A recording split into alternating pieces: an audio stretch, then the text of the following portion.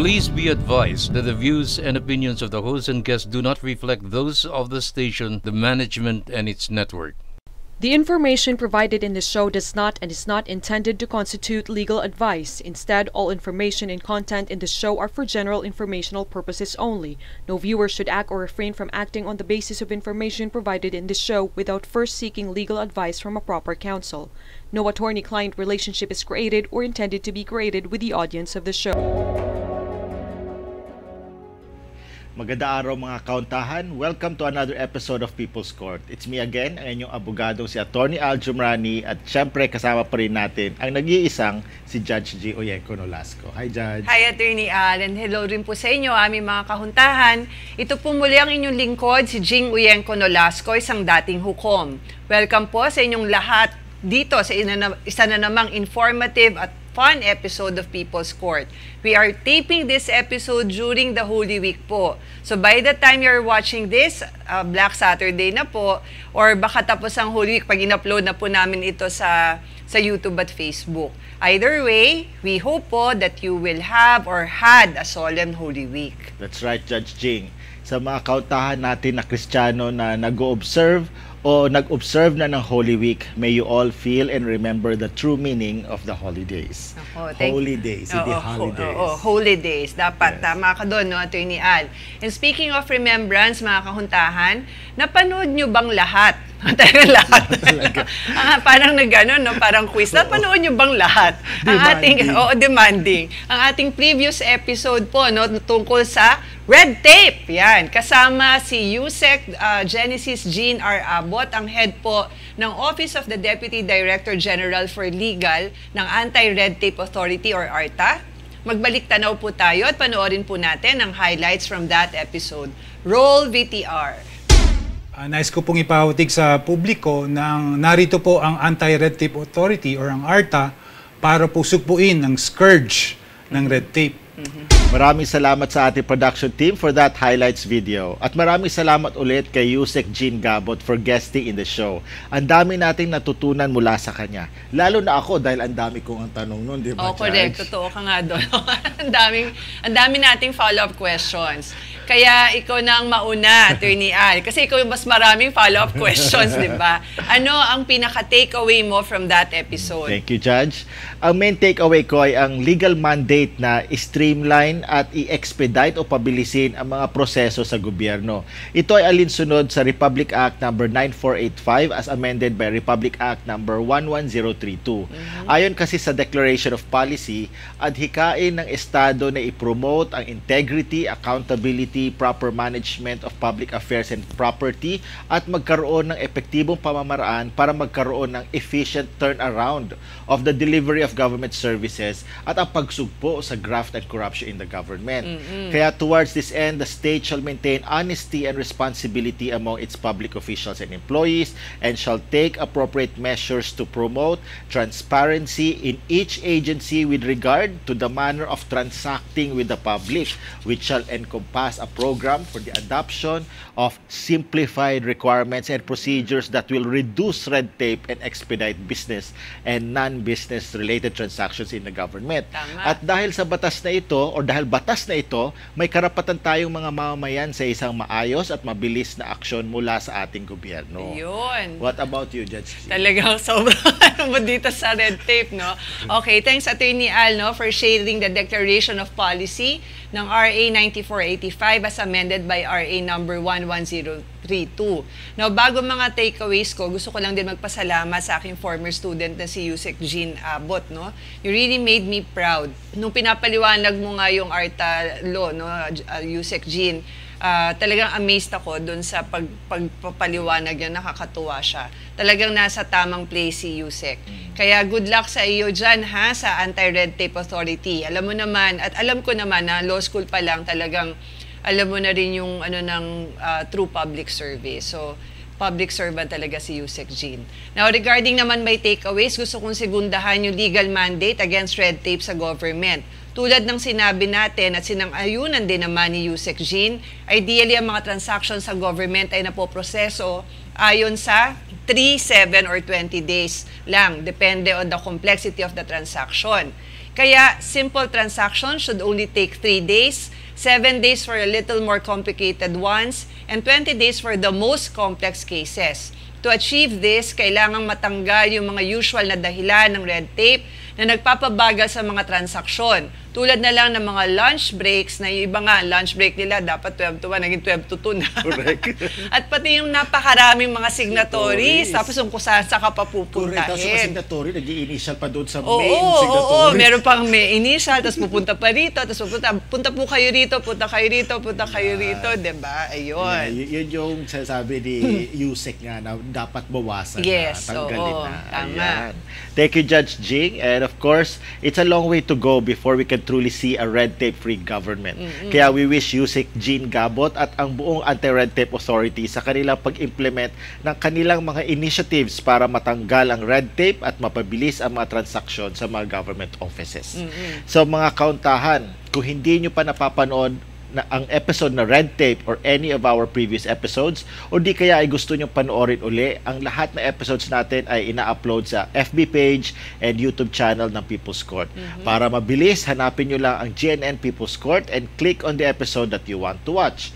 And sana po lahat ay naka-like and follow na sa FB page and nakasubscribe na rin sa YouTube channel ng People's Court. At syempre, bukod po sa panunood, please feel free to share and forward our episodes sa mga kapamilya, kaibigan at kakilala nyo po, no? Nasa palagay nyo ay makikinabang sa episode na yon. Lalo na po sa mga law students, bar reviewees, at pati po mga miyembro ng lupon sa barangay, among others. And mga kauntahan, mas mainam na abangan at mapanood ninyo ang latest episode ng People's Court on its premiere airing on TV tuwing Sabado ng 7 p.m. sa One Media Network, formerly GNN. May replays din po ang latest episode ng People's Court sa One Media Network buong linggo sa iba't ibang time slots kung hindi nyo naabutan ang premiere airing nito. Mapapanood nyo po ang One Media Network sa GSAT Direct TV Channel 1, sa Sky Cable Channel 73, Pacific Cable Channel 28, at sa iba pang cable providers sa iba't ibang probinsya, pati na rin sa UHF Channel 47. At kung wala pa po kayong cable, mga kahuntahan, or di kaya ay nag-iisip magpalit ng cable provider dahil walang One Media Network sa current cable provider ninyo, we highly recommend po na kumuha kayo ng GSAT para may access po kayo not only to the other interesting homegrown shows of One Media Network, katulad po ng People's Court, but also to other local and international channels. For information and installation, please visit www.gsat.asia o di kaya bisitahin nyo po ang social media accounts ng GSAT, katulad na lang po ng FB page nila na at GSAT Direct TV. And as we always say po, watch, learn, enjoy, and share to others as well para po mas marami pa ang matuto tungkol sa iba't ibang aspeto ng batas. Remember, Judge G? Okay. Knowledge is power and sharing is caring. Yun. And again, maraming salamat po ulit mga kahuntahan sa walang sawang panonood at suporta nyo po sa People's Court. Special thanks din po sa mga nag-share na ng ating episode. At of course, thanks in advance po sa mga mag-share pa lang. Yes, and with that, it's time for our special shout-out to some of our kauntahans, Judge G. Yes, Attorney Al. Sino na nga ba ang nasa listahan natin this week? Yes, ang listahan natin ay mahaba. Ganon, Dalawa lang sila. mga 100. 100. Okay. Ang una sa listahan ay ito na naman tayo at user-RH8FL2UD6P sa Okay. YouTube. Gumawa na kasi kayo account sa YouTube para may pangalan. Pag nag-comment, diba? Correct. So nag-comment siya sa episode 87 on our episode on One Person Corporation ng I am very happy with the show's information. Thank you. Kasi ang lalim talaga, no? Diba? To make her happy talaga sa diba? information. I'm very na show. happy, I am diba? very happy with the show's information. Ayan. Thank you very much po, Ma'am Sir. We also have to thank our brilliant guest in that Yes. episode, Dean Serge Seniza, for explaining to us and demystifying to us the True. one-person corporation. Yes, ang galing din doon, no? Correct. So, hello po, Dean. And ako naman, no, sa next shoutout natin ay para sa ating kahuntahan na si at Danica Lou Flores 1881, also from YouTube. Nag-comment naman siya sa episode 34 natin, yung episode natin sa estafa. Sabi niya, thank you for the informative discussion. Tapos may Yes. exclamation mark, Correct. di ba? So maraming salamat po and our pleasure po, Ma'am Danica. And pasasalamatan natin din ang ating napakagaling na guest din doon sa episode na yon, si Dean Jim Festin, no? For brilliantly explaining the concept of estafa. Naalala ko kasi, di ba, yung discussion ni Dean doon, ang Article 315 ng Revised Penal Code, ito na yung pinakamahabang provision ng RPC, di ba? Tapos, napaka-simple ng discussion ni Dean Jim, di ba? Doon sa iba-ibang klase ng estafa, tapos may examples pa siya. Kaya talagang, kumbaga, na-achieve yung purpose of simplifying the law para mas maintindihan ng lahat, di ba? Ang mga law students, hirap na hirap sila intindihin yan. Yes. Pero kayo, naintindihan nyo. Correct. Kaya, thanks to our guest talaga. Correct. Kaya yung mga law students at bar reviewees natin, panoorin nyo po mga episode ng People's Court. Lalo na nga yung mga ganun pag may na-feature tayo na mga specific criminal offenses. Kasi ang ganda ng discussion, di ba? Yes. Kaya salamat po ulit sa ating mga kauntahan na sina at user RH8FLT 2UD6P at also kay Danica Lou Flores 1881. Thank you both for watching and for supporting the show. Para po sa iba nating kauntahan, welcome din po kayo mag-message sa amin o mag-post na inyong comment of support and appreciation kasi nakaka-inspire po talaga yon.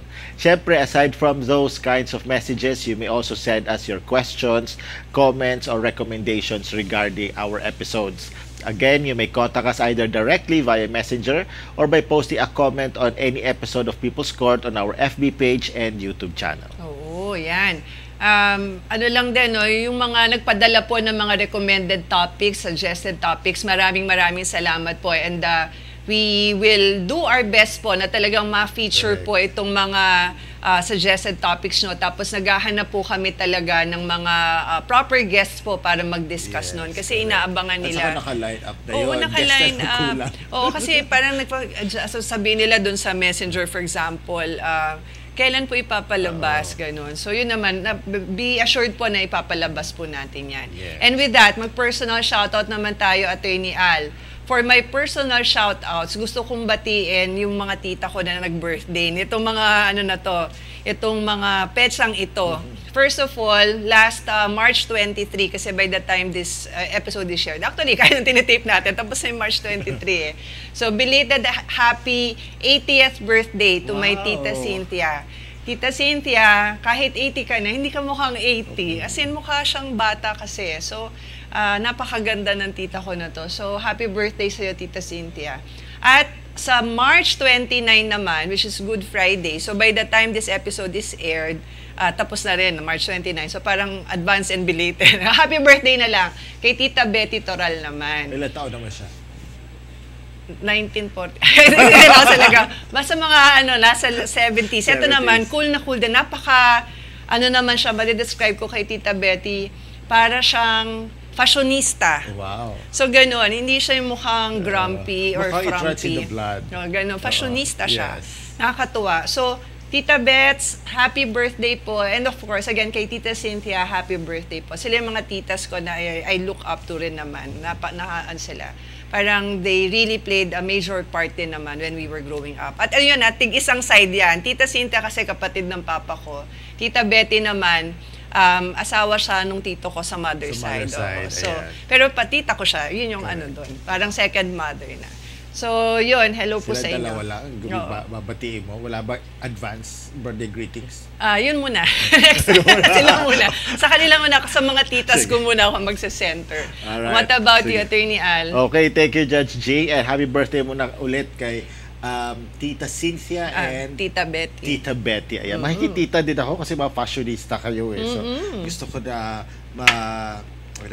mahawa sa inyong pag ganun, di ba? Yung pag ganung age na tayo, na talagang pa rin, glamorosa pa rin. Ganon. Yes, okay. So sa personal shoutout ko naman, dahil recently, I think last week, Depende, 2 weeks na by the time this is aired. No? Nagbakasyon tayo sa El Nido, sa Palawan. Kaya gusto ko magpasalamat kay Miss Rachel Cuba Dorig for the valuable assistance during our Palawan trip last week. Ayan, pinapanood nyo to. Kasi di ba sinabi ko last time, Palawan is GSAT country. Yes, tama My God, ka pag doon. land mo pala sa airport sa Puerto Princesa, lahat ng bahay doon naka-GSAT. Oh, wow, ang galing. Nakakaya lang Oo. pumunta, tapos tanongin ko sila, kilala nyo ba ako? Parang kasi Ate Ludes dati yung sa show niya, di ba, tinatanong yung mga guys, kilala mo ba ako? Ganyan. Ayun, Si so, Ate Ludes. anyway, kaya hello po sa lahat ng mga taga Puerto Princesa. So anyway, and Palawan. And going back to Ma'am Rachel, thank you very much for your valuable, invaluable. Pareho namang siya na parehas invaluable. Okay, so you're very important assistant. Yun na lang. Ayan. Kasi talaga we deeply appreciated it, especially kasi yung transport namin from Puerto Princesa to El Nido and back. So it was so hassle-free. So ipa-plug ko lang siya. Yes. So for your travel and tour needs in Palawan, whether Puerto Princesa, San Vicente, El Nido, Coron, or Balabac, name it, she has it. Oh, wow. Kaya pwede nyo po siya kontakin sa kanyang Facebook page na Rachel Cuba Dorig, or sa kanya WhatsApp number positive 63963396955. Okay. And speaking of Palawan trip, hello to my friend Miss Jenna Arimado. Thank you again, no? Kasi twice na to na ginawa niya. Thank you very much for the meetup sa Puerto Princesa bago kami bumalik ng Manila. So see you again in my next vacation in Palawan. Wow, nako. Hello sa mga binati ni Atty. Allen. Yung number ni Rachel. Ni Rachel, Oo. yeah. Baka yun nga, pagpunta namin sa sa Palawan, kukontakin ko siya. Now with that, pwede na tayo mag-topic reveal. Ano nga bang pag-uusapan natin today, Atty. Al? Yes, Judge. Mga kautahan ng episode natin ay actually continuation ng dalawang episodes.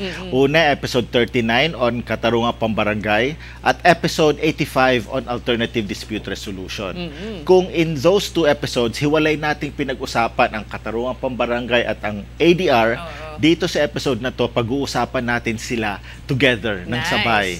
Ito ang ADR mechanisms under the Katarungang Pambarangay. Yun, tama, no? Ang galing na nakumbay na natin siya.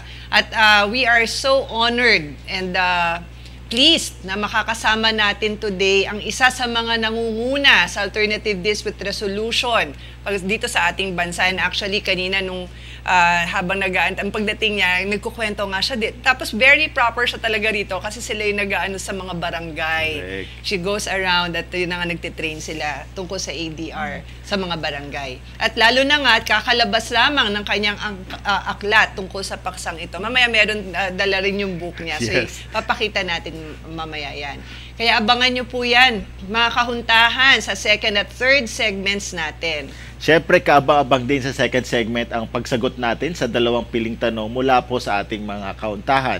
At pagkatapos noon, magbibigay tayo ng konting overview tungkol sa ADR mechanisms under the Katarungang Pambarangay bago pa ang mas masinsinang diskusyon sa ating third segment kasama ang ating special guest. Tama. Kaya, dyan lang po kayo mga kauntahan. Magbabalik pa ang People's Court.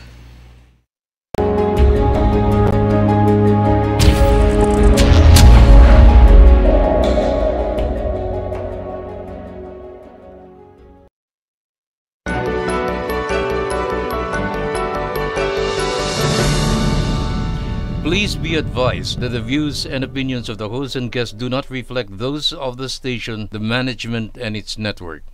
The information provided in this show does not and is not intended to constitute legal advice. Instead, all information and content in this show are for general informational purposes only. No viewer should act or refrain from acting on the basis of information provided in this show without first seeking legal advice from a proper counsel. No attorney-client relationship is created or intended to be created with the audience of the show.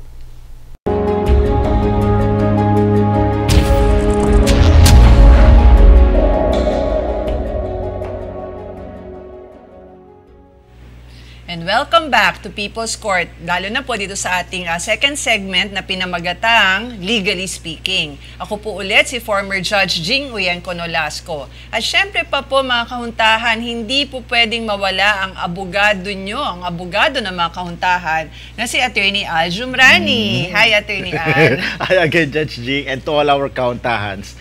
Narito na po tayo sa ating Legally Speaking. legally speaking segment. Kung saan may dalawa tayong tanong na sasagutin mula sa ating mga kauntahan.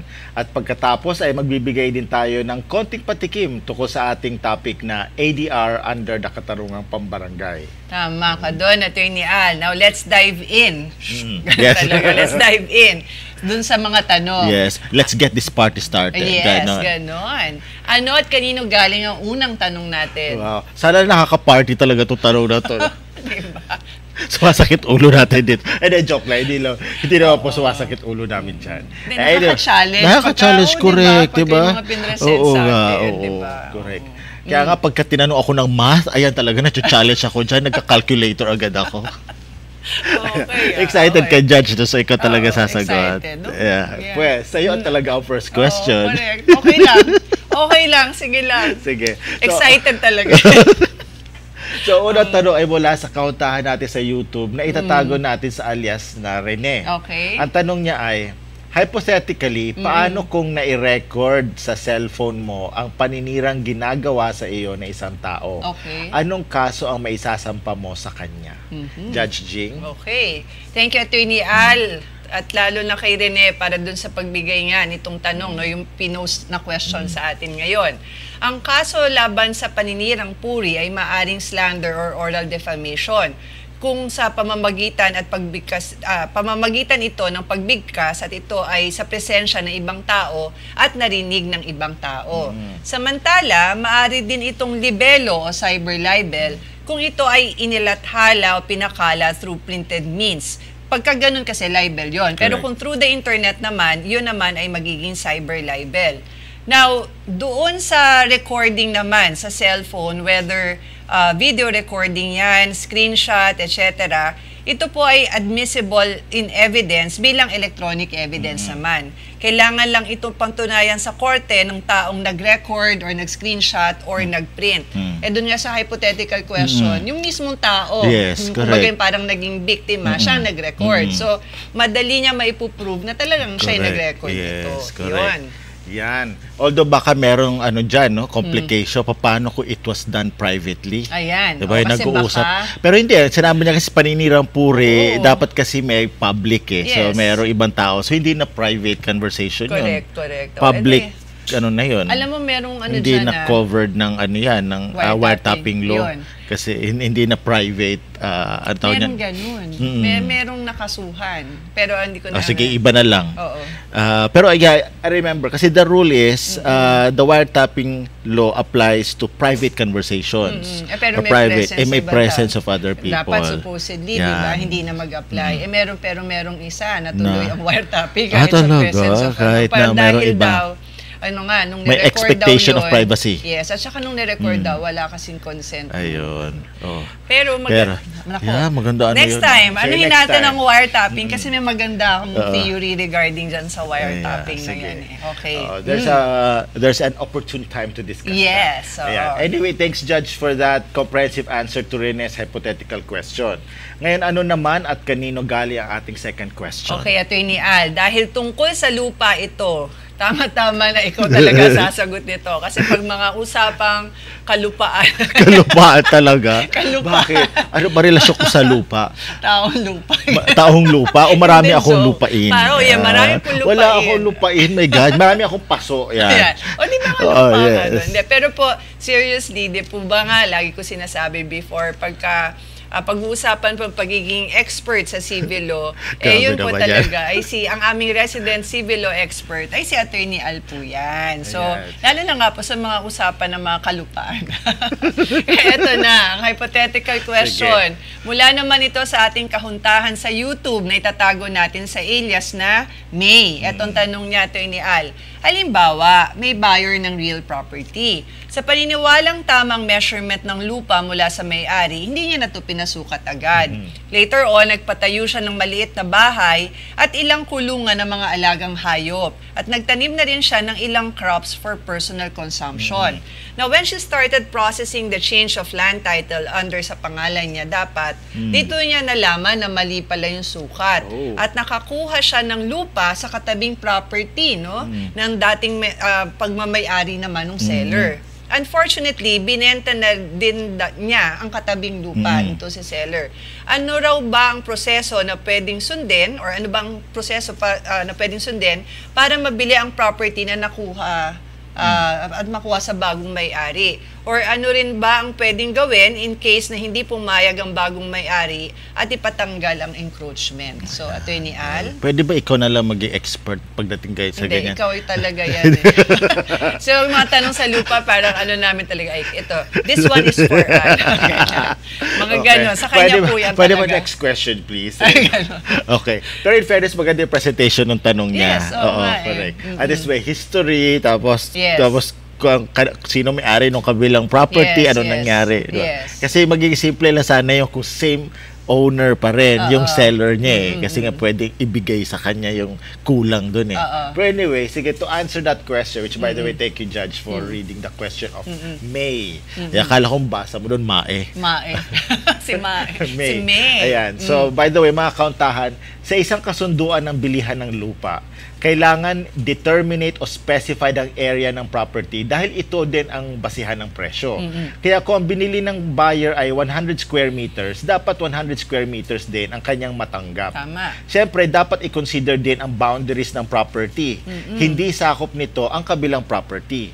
A buyer can only acquire what the seller can legally sell. Tama. Sa sitwasyon na binigay ni May, may mistake o pagkakamali sa area or size at boundaries ng property na binenta sa kanya ng seller. Ngayon, dahil may encroachment, pwedeng ipagiba yun, yung encroaching property or encroaching structure. Pwedeng ipagiba yun ng may-ari ng katabing lupa kasi nga sinakop na yung lupa niya. Kung ipapagiba niya, take note under Article 448 and 449 of the Civil Code. Talagang expert In relation to Article 516. Diba? Hindi ako sure sa 516 pero anyway, under Article 448, may karapatan itong nag-encroach doon sa property na ma-reimburse siya doon sa cost ng kanyang construction kung in good faith siya. Yes, Ibig sabihin, hindi niya alam na lagpas na pala siya sa boundary niya. Correct. Pero may alternative din dito at yun ang suggestion nga ni May na bilhin na lang niya yung na-encroach na portion ng kabilang property. Pag-uusapan nilang dalawang property owners yun at kung magkasundo sila, gagawa sila ng deed of sale para mapapunta kay encroacher yung portion na na-encroach niya. Kahit na ilang taon pa siya doon, hindi mapupunta sa kanya yun lalo na titled yung property. Yes. Ngayon, dun naman sa seller who delivered less than what was stipulated, may obligasyon siya na magbigay ng proportionate refund of the price dahil hindi niya naibigay yung actual na binili ng buyer. Oh, di ba? Galing talaga ni Attorney Al. Ay, correct daw talaga. Sabi ko, correct. Talaga, ayan po, may Freudian slip. Inaamin na talaga na ano siya, magaling. O, di ba? Hindi, magaling po talaga si Attorney Al. So, siya na po talaga. Grabe. Si Judge magaling din talaga. Basta lahat about procedural, tanong niyo siya ang sumasagot. Di ba? Hindi, kasi nga yung ang galing kasi ng discussion mo, na-cover mo lahat So, meron pati yung practical option. So, you have this option for itong sa buyer, kung bibilan. Tapos pati kung ano yung obligasyon din ng seller. Correct, yes. Diba? Kaya ang galing, di ba? So, talagang si Attorney Al na po. Ikaw na talaga, di ba? Yun ang ano natin dito.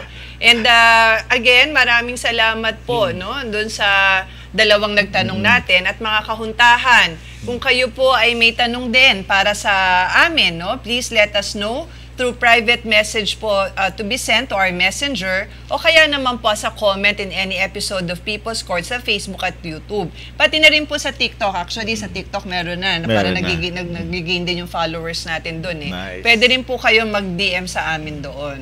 Pero mga kauntahan, paalala lang po uli na kapag may aktual na kaso na kayo or nagbabadyang maging kaso, please consult a lawyer, private man yan o public, para sigurado maprotektahan ang inyong mga karapatan at mabigyan kayo ng tamang assistance tulad ng pagpadala ng demand letter, paggawa ng mga legal papers, pagrepresenta sa inyo sa korte at iba pa. And finally, paalala lang din po mga kahuntahan na ang pag-discuss po namin ng inyong mga tanong ay for legal information po para dagdag kaalaman sa inyo mga kahuntahan. Tanging legal information lang po kasi ang pwede naming ibigay at itulong po sa inyo, hindi po legal advice, legal assistance at lalo na po ang financial assistance. At wala rin pong nabubuong attorney-client relationship sa pagitan po naming mga hosts ng People's Court at ng mga kahuntahan nating nagpapadala ng tanong sa atin. Correct. And with that, pwede na tayo magbigay ng overview tungkol sa topic natin today na pinamagatang ADR under the Katarungang Pambarangay. Mga kauntahan, ang Katarungang Pambarangay ay isang sistema ng pagreresolba ng mga alitan sa barangay level. Sakop nito ang mga civil cases at ilang criminal cases sa pagitan ng mga residente ng parehong barangay at bayan. Layunin nito ang magkaroon ng amicable settlement para hindi na humantong sa demandahan. Itong sistemang ito ay unang pinakilala noong 1978 sa ilalim ng Presidential Decree No. 1508. Sa kasalukuyan, ang Katarungang Pambarangay ay naayon sa Republic Act No. 7160 o ang Local Government Code of 1991. Yun. Samantala mga kahuntahan, noong April 2004, naisabatas naman po ang Republic Act No. 9285 or ang Alternative Dispute Resolution or ADR Law.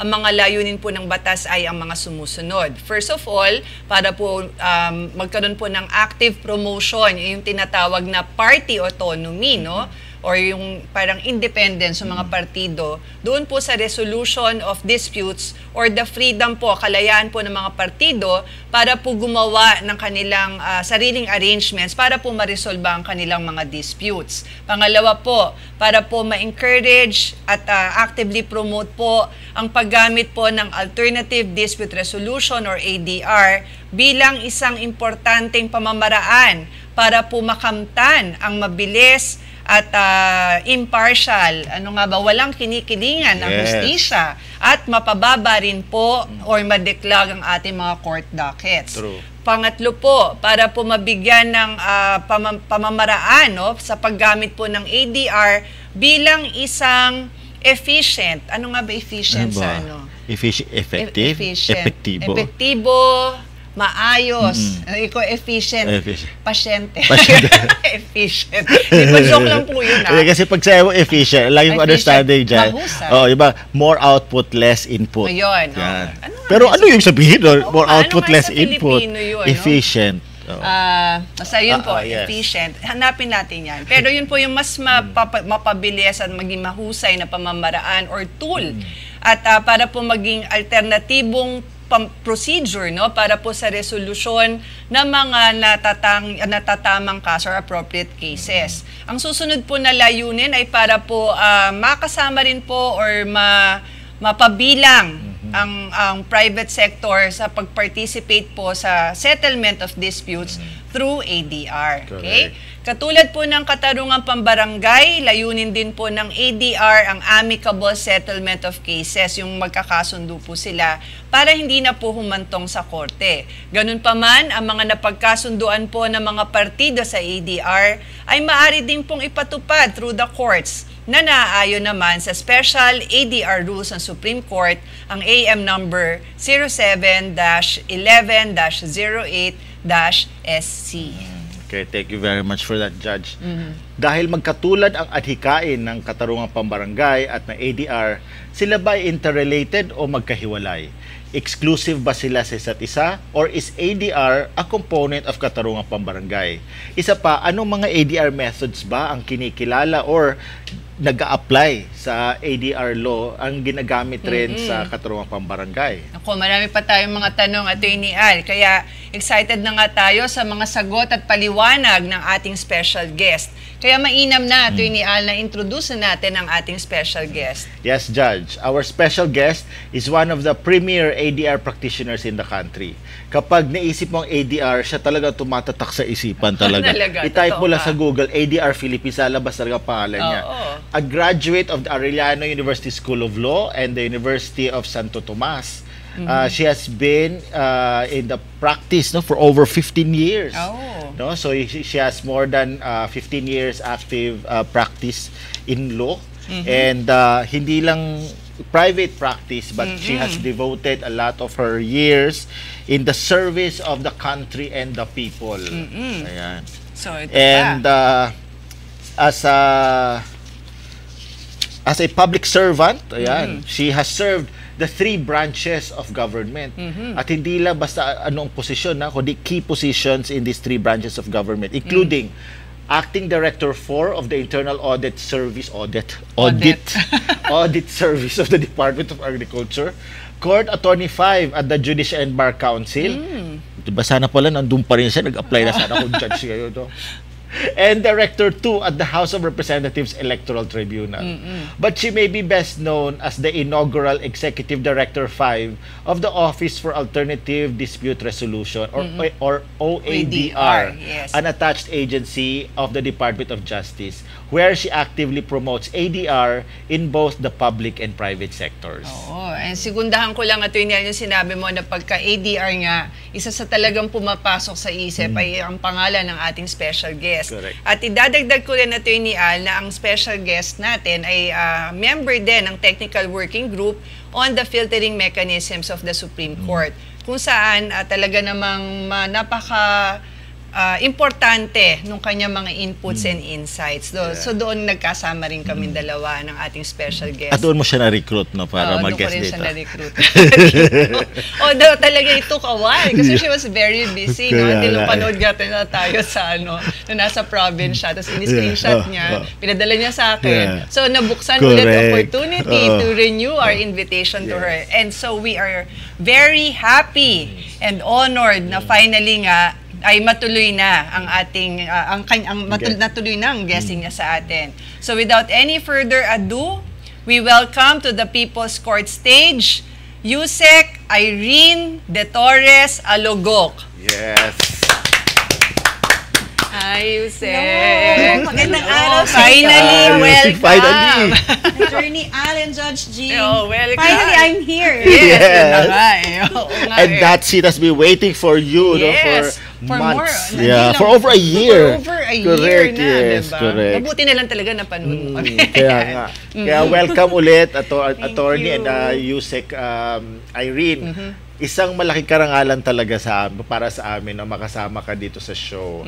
Kaya thank you at nabigyan mo kami ng opportunity at nakahanap ka ng time for us. Yes, Yes. so thank you very much. And And thank you rin. Oo. Kasi trabaho talaga namin, itong mandato namin, yung ipalaganap yung ADR. Yes. So through this show na sikat, may chance kami na ipaalam sa Thank tao you. ano yung OADR, ano yung ADR sa Katarungan Pambarangay. Maraming salamat sa inyo. Ayan, ako, our thanks to you, Yusek Irene, no? Talagang yun na nga, finally, hanggang kanina nga, sabi ko, naku, bakit di na naman kami matuloy? Kasi alam ko, busy talaga to. Superwoman tong ating guest na to eh. So, Pero- sobrang busy niya, nakagawa pa rin siya ng libro. Kaya nga, at hindi lang yun. Diba? Ang sarap, alam mo ba, nagbe-bake din siya. Oo. So, Yeah. yan ang mga ano niya. Oh, Pero sige. i-promote, So, syempre, i-promote muna natin. wala kasing dala ng sample nung nagbine-bake niya. Kaya i-promote natin. Susunod. Susunod na lang. Oh, anyway, ito po yung book niya, no? Yung book po ni ang ating special guest. Ang ganda po nito. So, ang title po nito ay Gabay ng Barangay sa Mediation, Conciliation at Arbitration. Nakapalubot dito sa librong ito ang tamang paggamit ng katarungang pambarangay forms, sagot sa mga tanong at suliranin ng mga lupong tagapamayapa, at sagot sa mga karaniwang tanong ukol or patungkol sa 2023 Lupong Tagapamayapa Incentives Awards or LTIA. Yung Enhanced Criteria and Guidelines. So, ang mga barangay po natin, ini-encourage po namin, nire-recommend po namin na kumuha po nito. Kasi this one, talagang pinagsagaan po ito ni Yusek na Filipino. Correct. No? Para po mas maintindihan yung proseso, pati po yung forms nandito po. So, yan. Maraming At saka may salamat. kaso pa, oh. Yes, may Yung mga mga cases. Filipino niya talaga. Grabe. At Tanong, ito- ilang taon yung ba na sulat ito?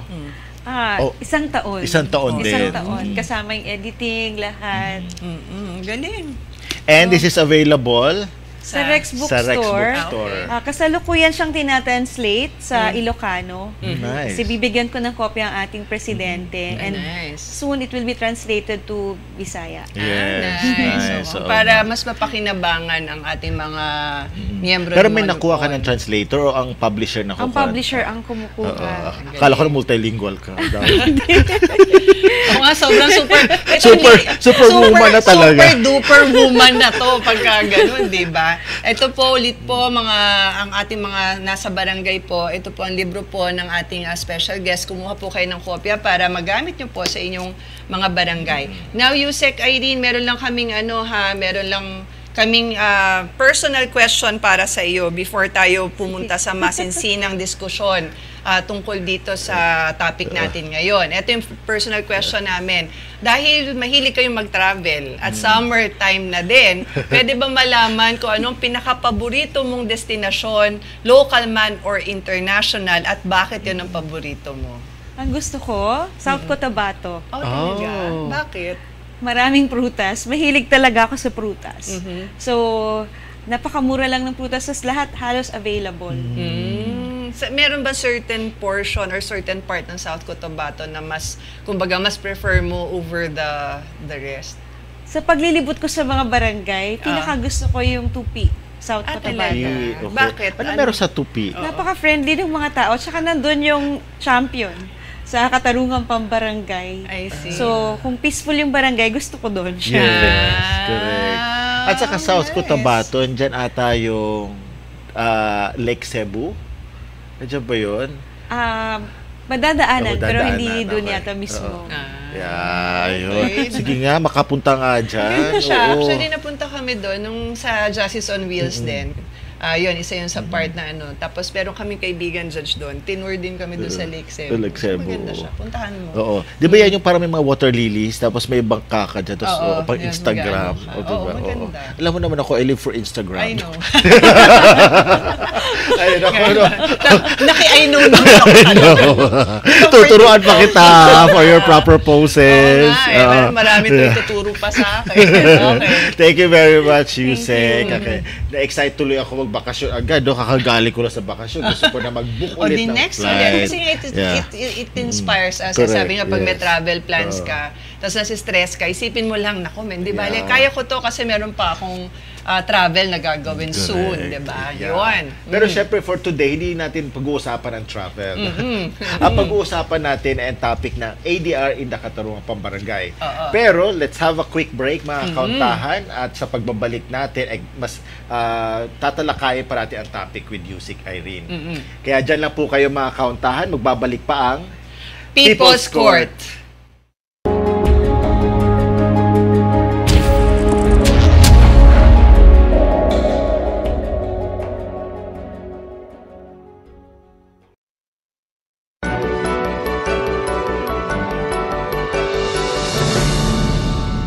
Please be advised that the views and opinions of the host and guests do not reflect those of the station, the management, and its network.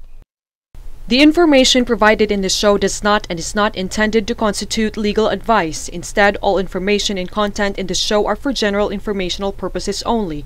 No viewer should act or refrain from acting on the basis of information provided in this show without first seeking legal advice from a proper counsel. No attorney-client relationship is created or intended to be created with the audience of the show.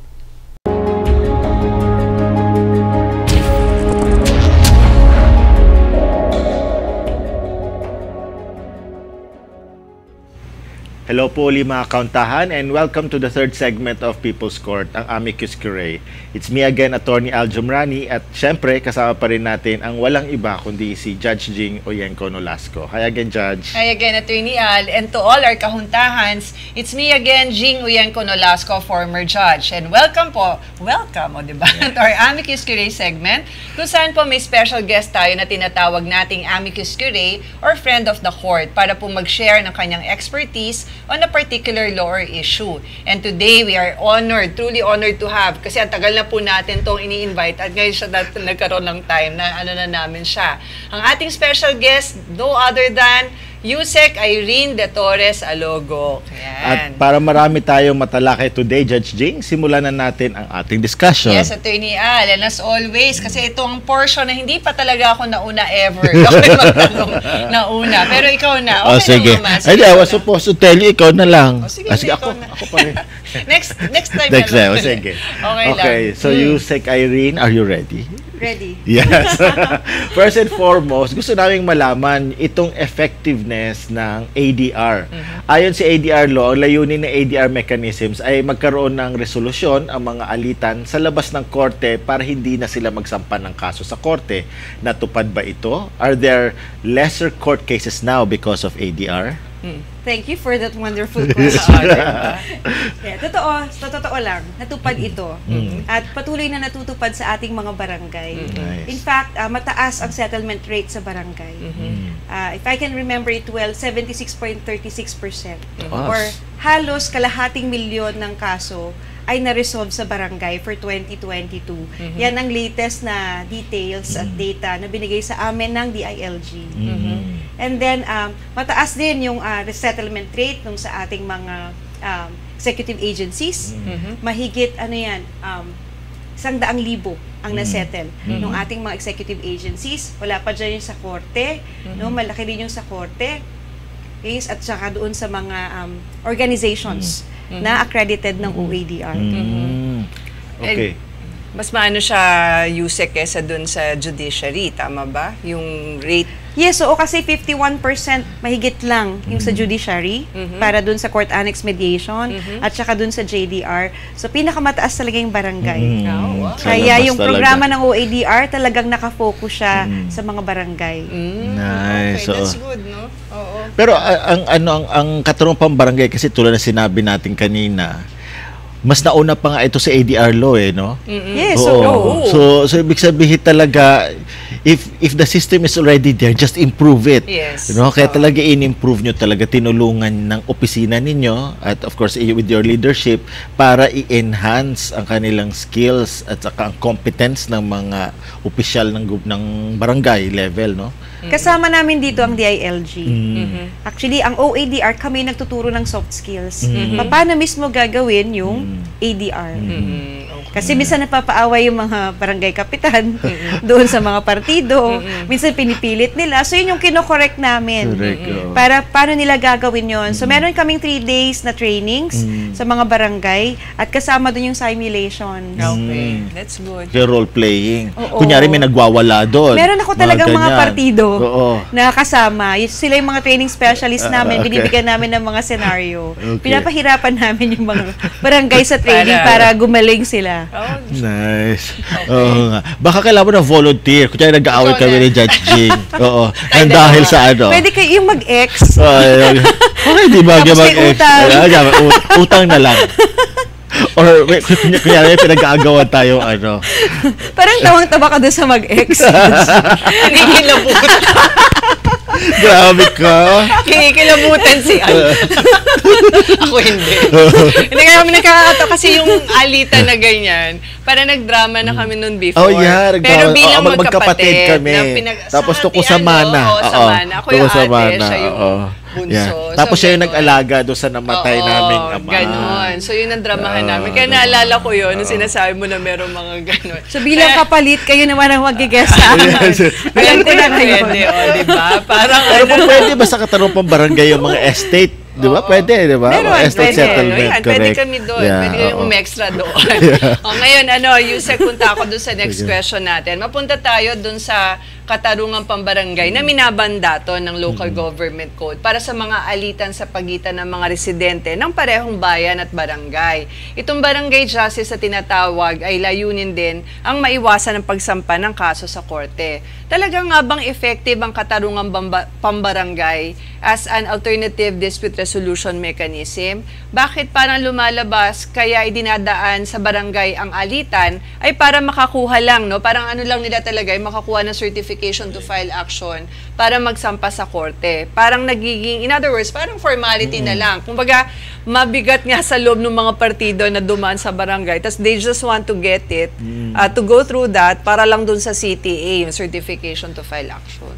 Actually, yan yung gusto nating i-correct. Ayan, Correct. okay. Yan yung talagang tinuturo natin sa kanila paano makorek. Kaya doon sa process ng mediation, yung soft skills na tinuturo ng OADR, doon namin talaga sinisimulan kung paano magbibigay ng opening statement Ayan. yung ating mga barangay at ating mga lupon para masabi nila ano talaga yung objective ng ADR. Objective ng mediation, bakit sila kailangang mag-ayos? Yun, tama. Bakit sila tinutulungan ng ating gobyerno na mag-ayos? Bakit may libre? Tama. Na paghaharap sa barangay para sila ay magkausap bago sila mag-isip na magpa-file ng kaso sa korte. At actually, kung mamomonitor lang ng maigi, malalaman nyo rin na may mga na-issuehan ng certification to file action na hindi naman talaga sila nag-file sa court. Okay. Maaring wala talaga silang budget, Oo. nagkayabangan lang dun sa barangay, pero maaari din na dahil dun sa discussion, hindi lang talaga sila nagsettle, pero baka naliwanagan sila tungkol dun sa mga issues sila, kaya hindi na rin nila gustong ituloy. So effective naman siya kasi makikita natin dun sa data na binigay ko kanina, biruin mo mataas yung 76.36%. Yun. Kung baga kung talagang na-train yung lupon, no? Katulad niyan, tapos At saka kung ang goal niya talaga is is to mag-settle ito. mag-settle. Maganda Tapos kasi last resort lagi yung certificate to CTA. file action. Pero yung opening statement, yun yung gusto kong i-highlight dun sa sagot ni Yusek Irene kanina because that's very important eh. That's setting the tone eh. Parang ino-orient mong partido na, yun na nga, parang tanggalin nyo sa isip nyo ng ano lang nito is parang we just go through this certification to file action ng habol. Iba yun eh. Pero pag sinabi mo nga, yung opening statement, maayos siya, eto po ang ano natin, parang opportunity na matulungan kayo. Pag yun nagawa ng maayos, talaga naman yung success rate na sinabi ni Yusek Irene, mas ano pa, mas baka tumaas pa, no? At yun na nga, thanks to them, yun ang nangyayari. Natututo na ating mga lupon na yun nga yung importance lalo na ng opening statement. So, Correct. thank you for that, Yusek. Yes. Okay, now nabanggit na natin itong lupon, itong katarungang pambarangay. Yusek, ay paki-distinguish naman at paki-isa-isa itong mga ADR mechanisms sa ilalim ng katarungang pambarangay. Paano ginagawa itong mediation, conciliation at arbitration at sino-sino ang gaganap nito? Ayan. So gusto ko lang i-emphasize, meron tayong 3 klase ng ADR sa katarungang pambarangay law. Nagsisimula ito sa mediation. Yung mediation ay ginagawa ni kapitan. At meron siyang 15 days, binibilang yon from the first day ng pagdinig. So doon yung bilang. First day ng pagdinig ngayon, bukas magsisimula yung 15 days. Kaya mali yung minsan tinuturo ng mga abogado doon sa mga kliyente na isang punta ka lang dapat sa barangay or 2 hearing lang kayo, dapat bigyan ka na ng certification to file action. Mali yun. Kasi wala akong sinabi sa ating batas kung ilang beses po ang pagdinig. Ang sinabi po ng ating batas ay 15 days. So kung ilang beses available yung ating mga partido, Doon sa doon 15 sila, days. pwede silang magharap within the 15-day period. Ito ay non-extendable. Ayan. Yun nga yung tatanong ko sana, extendable ba to? At Hindi. dapat i-exhaust ni kapitan. Yes. Kasi sa paglilibot ko sa mga barangay, marami yung kapitan, 7th day pa lang, kino-constitute na yung pangkat. Ayan. Parang sila na mismo yung nawalan na ng pag-asa Yun nga, na oo. maayos pa nila. Sabi ko, mga kapitan, kayo yung elected ng mga tao. Meron kayong moral ascendancy. So, kailangan sagarin mo yung panahon, i-try mo talaga yung best mo. Kasi non-extendable yung 15 days. Tama. Ngayon, kung sa 15-day period hindi pa rin nakapag-ayos, doon na tayo sa pangalawang ADR. Okay. Ang tawag nila doon ay conciliation. At ito ay ginagawa ng pangkat ng tagapagkasundo. Yes. Sa bawat barangay, merong 10 to 20 na members ng lupon. Nakakatuwa pag yung barangay sinasagad nila yung 20 Ang kasi dami. more chances of winning. Yes. Kasi Tama. ang purpose nun, karamihan po sa mga barangay ay magkakakilala, magkakamag-anak. Tama. So para makakuha ka at makapili ka nung 3, sana maraming pagpipilian. Tama. Gusto ko lang i-emphasize sa lahat po ng nanonood na barangay, mga lupon, pinipili po ng partido yung 3. So, mali yung may Monday group, Tuesday group. Parang that's entertainment. Oo, effect. mali yun. Oo. Kasi, dapat pipiliin nila. Pero may Kanino pangalan sila komportable. doon. dapat may pangalan pagpipilian. Oo. So, mangyayari yung pagpili kung parehong partido nandoon. Kung yung isa absent, hindi makakapili ng pareho. So, ito draw lots yun. Yun, draw lots. So, mali yung pagdating mo, may naka-assign ng tatlo. Oo, kasi Okay. Monday group daw. Monday edition. That's entertaining. Although naiintindihan naman minsan dahil yun ang availability, dahil may Yes. mga trabaho rin itong mga lupon, pero hindi pwedeng saktong tatlo lang. Diba? Dapat may pagpipilian. So, dapat tandaan yung essence ng batas. Bakit ganun karami? So, Okay. dapat pipiliin. So, kung hindi makapili, draw lots. So, yung sa pangkat ng tagapagkasundo, meron silang 15 days na naman para subukan na i-settle yung kaso. Extendable yun. Ayun na, extendable. So, extendable yun ng another 15 days. I see. Okay. Okay. And then, kung meron pang meritorious ground, pwede pa i-extend ng konti. Kasi, How halimbawa, konti is konti, you say? minsan 3 days, I minsan see. ganyan. Okay. So, halimbawa, lalabas yung sweldo mo on the 32nd day. So, yun na yung pambabayad mo. So, it's a valid okay. ground. Ayan. Oo nga Na i-extend mo ng practical. konti, Oo. di ba? Kung ang ayun. intention ng extension talaga is to Honest to goodness yeah. na para mag-settle, Mag-settle mag-comply, na, di ba? Kasi meron naman talagang 60 days. I Buo see. ang barangay. maximum yun. 60 days ang maximum, and during that time, told yung prescriptive Correct, period. correct. Ibig sabihin po ng told, hihinto po yung pong prescriptive period na kung kailan pwede ka magkaso. Kasi pagka po nag-prescribe po yung kaso, mawawalan ho ng karapatan yung complainant na mag-file ng kaso. So dapat pag final mo, titigil siya.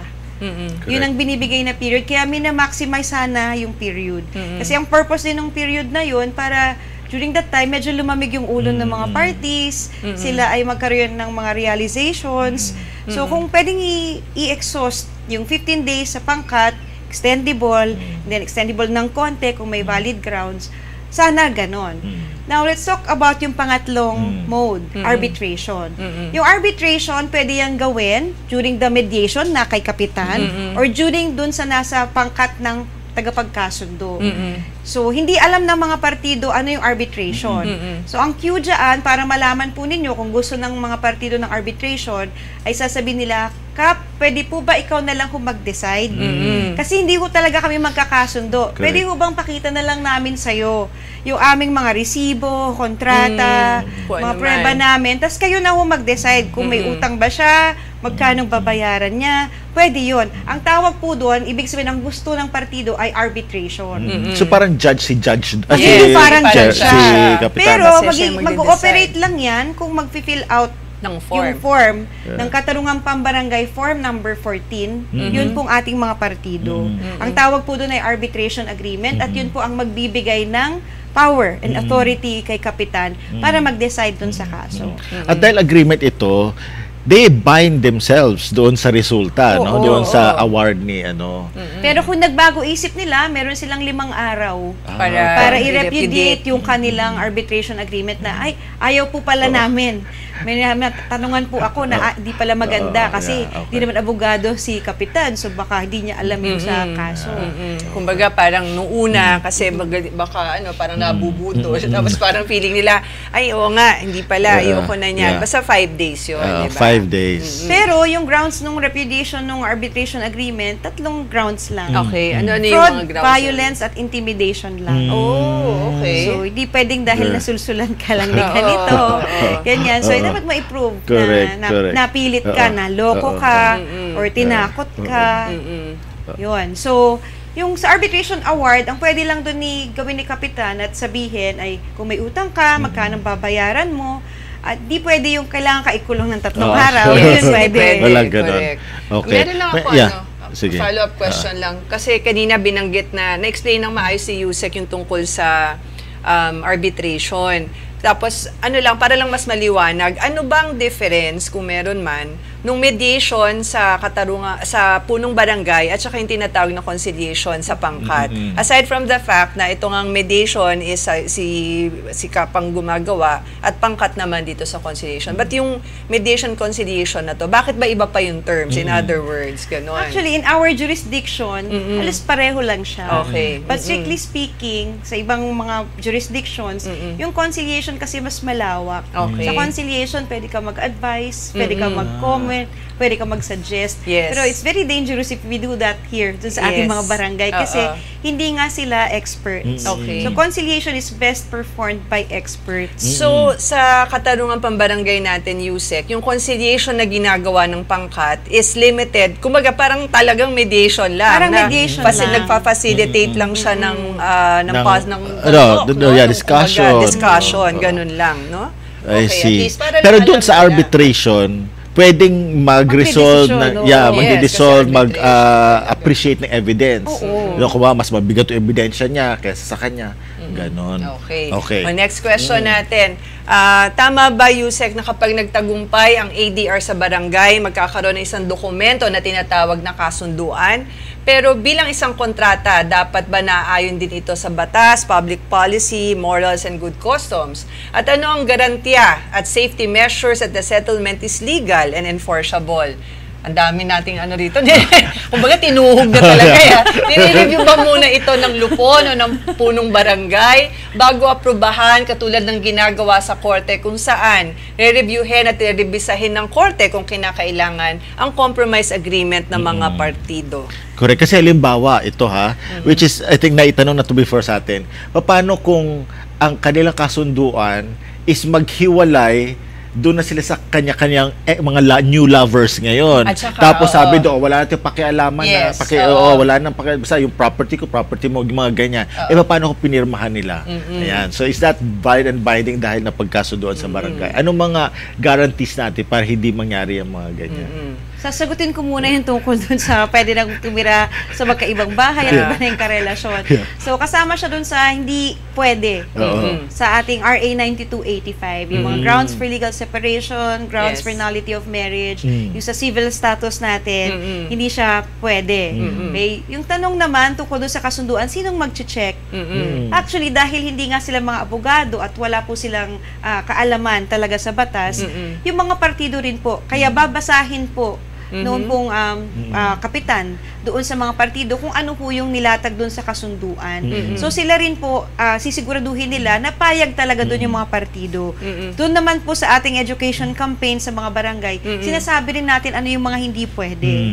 Okay. Pero meron lang akong gustong i-emphasize doon sa mga indigenous cultural communities. Meron po doon mga kagawian sila na pwede po. Kahit na siguro sa ating batas, sa tingin natin, hindi siya proper, pero sa Correct. kanila, Yes. Pwede. meron. Oo. Pwede. Diba, polygamy. Saka nagkaroon tayo ng episode on indigenous. Yes, Diba? oo. Na-discuss din yung Yeah. part na yan. Like, meron ako nakasabay na panelist before. Among the panelists, siya lang yung hindi lawyer. She's a chieftain. Wow. Tapos yung example niya sa amin na recently natulungan niya mag-settle ay mag-asawa. So yung babae sumama sa iba. So nag-file ng complaint sa chieftain yung lalaki.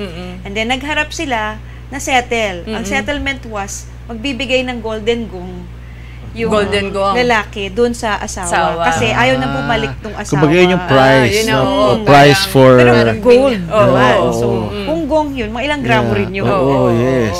Anyway, sa kanilang Sa kanila, indigenous correct. cultural community, sa kanilang traditions, Pwede yun. Correct, Oo. Pero sa regular na mga Yeah. ano natin sa barangay, hindi yun pwede.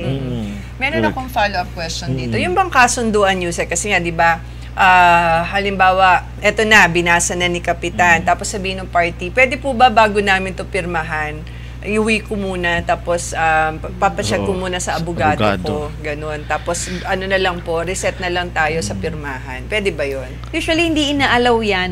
Maraming mga partido humihiling yan. Okay. Pero usually, hindi yan inaalaw. Kasi yun ang reason kung bakit bawal Bawal tayo abogado. maabogado sa barangay. Pag nakita nyo yung reason kung bakit, tayo daw ay magugulong tao at tayo daw ay minsan hindi nakakatulong. Kaya hindi maganda na ipapacheck mo pa sa abogado. Yes. Kasi yun ang reason kung bakit kayo mismo. Kaya nga personal appearance. Payag ka ba or hindi? Kasi ikaw mismo yung taong concerned. Correct. At saka yun na nga, sometimes kasi yung time, yung oras na yon that may intervene between dito sa kasunduan na in verbal, yung in principle, agreement in principle, saka yung signing, baka magbago pa isip, hindi na resolve tuloy ang kanilang issue, di ba?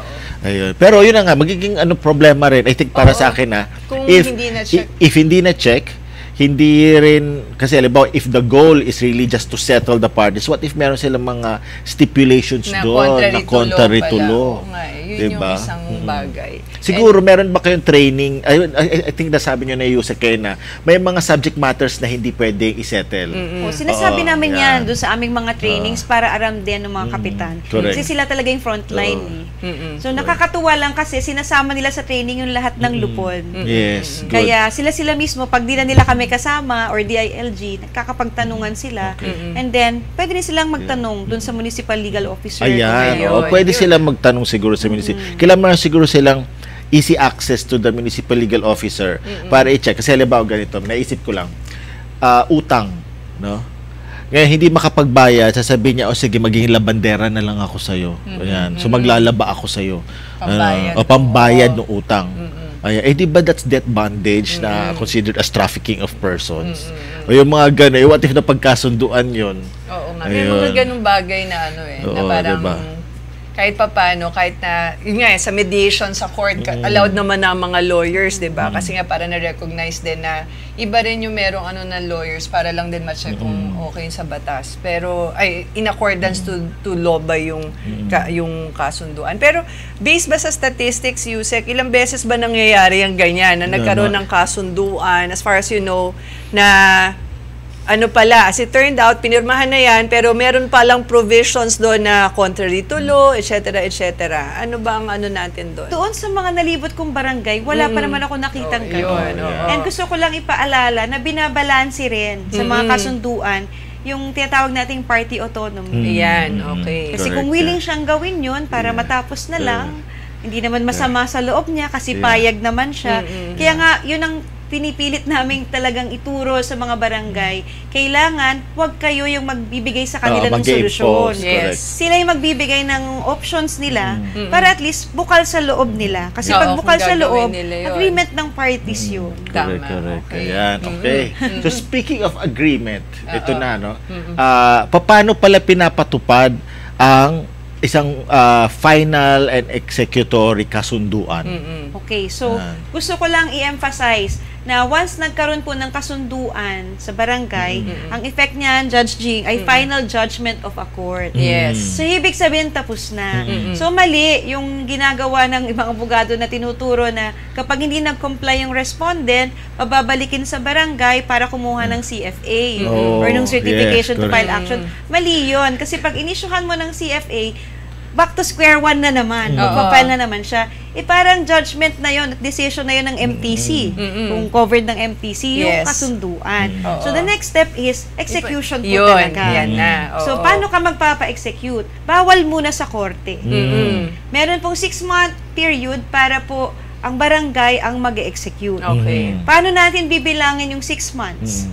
From the date of settlement, or kaya yung date kung kailan naging due and demandable yung obligation. Halimbawa, ngayon kayo nag-settle pero sa katapusan siya magbabayad. Hindi siya nagbayad. So, doon sa katapusan mo, bibilangin yung 6 months. Within the 6-month period, sa barangay ka lang pwede magpa-execute. At marami ho tayong mga kaso na minadali, pinal agad sa korte, hindi naman siguro napansin ng ating mga judge na dapat hindi sa barangay pa. Barangay So hanggang sa kaduluduluhan, sabi ng Supreme Court, hindi pwede. Yes, premature execution na Tama. ginawa ng ating mga korte. So paano mo siya gagawin? Papunta ka sa barangay at ikaw ay mag-fill up ng form. Meron po tayong katarungang pambarangay form. Ang tawag po doon ay motion for execution. Katarungang pambarangay form number 23. So hindi mo pa kailangan talaga ng lawyer. Fill up ka lang noon, file mo yung motion for execution mo, and then may form 24, mag-i-issue naman ng notice of hearing naman si Kapitan. Okay. Mapupuntahin yung dalawang partido at tatanungin si respondent, kaya mo bang bayaran within 5 days? Pag nagbayad siya within 5 days, tapos na. Pag di siya nagbayad, i-issue ni Kapitan yung form number 25. Which is? Yun naman yung notice of execution na. Okay. So, pag na-issue na yun ni Kapitan, pwede na siyang pumunta doon sa bahay ni respondent. Halimbawa, utang. Papiliin niya si respondent ano yung mga pwede niyang ipambayad. I see. So para siya naging sheriff pala din. Oo, siya na rin. Nagle-levy na siya. Oo. And then yung auction sale nila yun. Okay. So, sa mga barangay, sa training namin sa barangay, tinuturo rin namin ano yung mga gamit na hindi pwedeng i-execute. Correct. Yung mga, nasa Rule 39 yan, di ba? Yung properties mga exempt. listahan. Ganun din ba yung Ganun din. Yung gamit mo sa hanap buhay. yung support sa'yo, grocery items mo for the next 2 months. O, diba? Parang may gusto ko sabihin kayo na, no? Kumbaga, ang barangay system, ang barangay justice system pala, it's already parang complete in itself, no? Yes, oo. Kapag if you just give it a chance. Tama. Kasi nga, at maganda nga yung training na ginagawa ng OADR sa ilalim nga ni Yusek Irene. Para nga ito, mas maging maayos pa, mas maging effective. Kasi, like yung sa execution, kaya naman pala hanggang doon, diba? Hanggang doon sa enforcement mismo. Ay, naku, sayang. Ang dami pa Pero natin maganda kasi ngayon yung we Oo. ended with a positive Yes, note ito doon sa execution stage. Kasi ito hindi ito laging natatalakay Correct, din eh. oo. So maganda na Kasi nga, nalinawan. bakit? Kasi when we speak of Katarungang Pambarangay, lagi nila iniisip yung certificate to file action lang. Na ang hindi ending. naman, hindi naman dapat yun ang end goal. Correct. The end goal is, yun na nga, the settlement and to execute the settlement. Tama. Ayun, Naku, galing. perfect. Ang galing talaga niya, no, to ni Yusek Yusek. Irene. Tama. Thank you very much, Yusek, for all the information and insights. So mga kauntahan, there you have it. Isa na namang makabuluhan at exciting na talakayan about the law. Dito lang yan sa People's Court. Ako, I fully agree with you, Attorney Aldo, sa sinabi mo, napakagaling nga at napakahusay ng discussion ni Yusek Irene. At totoo naman, ang dami nating napag-usapan, nakakabitin nga Pero kaya sana, Yusek, hindi itong huling pagkakataon, ha? Sa susunod ulit, ha? Mag-guest ka ulit sa amin. Kasi meron pa tayong mga lilinawin, di ba? Now, bago tayo magpaalam, may huling paalala or pahabol ba kayo para sa ating mga kahuntahan tungkol dito sa ating topic na pinag-usapan ngayon about the Katarungang Pambarangay and ADR? Siguro bago lang matapos, dahil hindi na itanong sa akin, ina-expect ko talaga to Yung tungkol sa minutes ng proceedings sa barangay. Para po hindi napapahamak yung ating mga lupuhan, hindi nyo ho kailangan na verbatim na isulat sa minutes ano ho yung sinasabi ng bawat partido. Kasi usually nakikita kong minutes, nakalagay yung pangalan, tas yung verbatim na sinabi. That's why yung atin po rin mga judges ay nako-confuse kung pwede ho ba kayong tawagin sa korte bilang mga witnesses.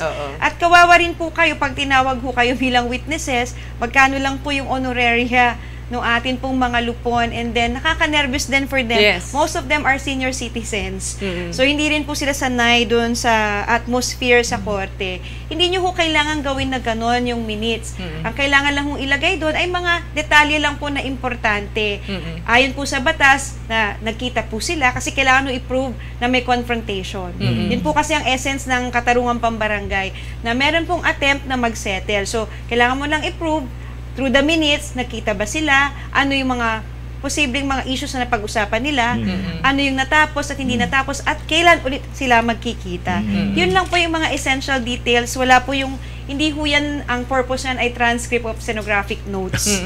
Hindi po ganon. So yun lang po yung paalala ko. And then, invite ko po kayong lahat para po manood ng aming mga webinars sa Office for Alternative Dispute Resolution Facebook page. At nandun din po yung mga schedule ng aming mga trainings. At sa atin pong mga lupon, sa atin pong mga LGU, pwede ho kayong mag-request sa amin ng trainings para sa inyong mga barangay. Pwede nyo po siyang i-email sa irene.oadr@gmail.com.